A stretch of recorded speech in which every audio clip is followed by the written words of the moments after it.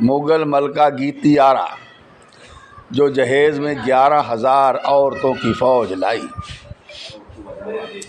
600 سال قبل گیتی آرا نے زابلستان میں بغاوت کرتے ہوئے اپنی 11,000 زنانہ فوج کی مدد سے حکمرانی چھین لی تھی۔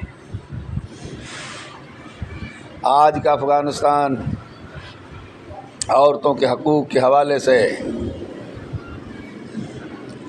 دنیا کا بدترین ملک قرار دیا گیا ہے، تاہم کوئی نہیں جانتا کہ اسی افغانستان میں آج سے لگ بھگ 600 سال پہلے ایک ایسی خاتون بھی گزری جو افغان صوبے زابلستان کی نہ صرف حکمران تھی بلکہ اس کے پاس خواتین کی ایک بڑی فوج بھی تھی۔